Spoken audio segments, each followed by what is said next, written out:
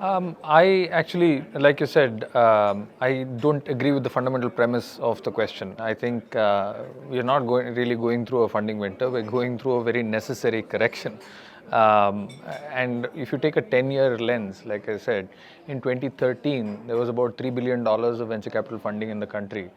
Last year, around now, we're going at a run rate of about $24 billion. So that's an 8x growth, much less than a winter. It's very much spring, if not monsoon.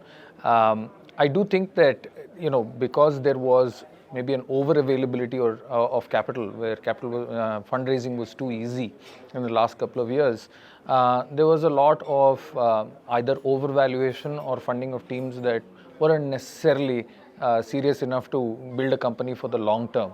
And this correction, I believe, will separate the wheat from the chaff, and basically leave only those companies that are sustainable, serious companies that can build for the long term.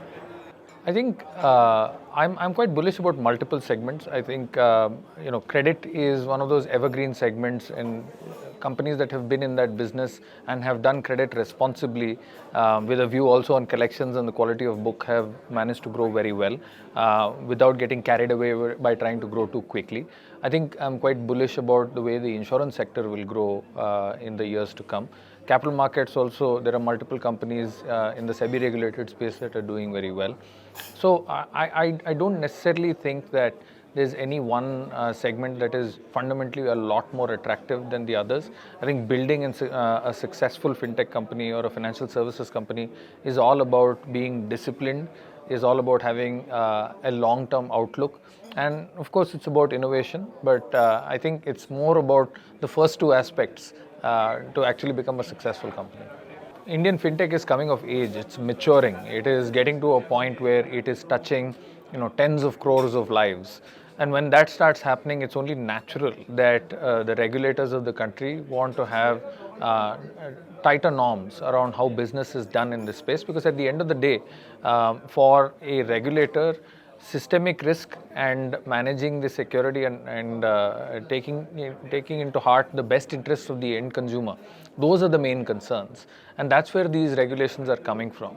And as these regulations come in, both fintechs and regulated financial institutions find themselves in a place where they have to adapt very quickly and implement compliances and systems in their workflows that they wouldn't have had to do earlier. And that requires a lot of investment, a lot of administrative overhead, and that can be challenging for companies in the short term. But I think in the long term, those companies that embrace these kind of headwinds, as you call it, which I think are actually necessary and a natural byproduct of growth and maturation, will actually be successful in the long term.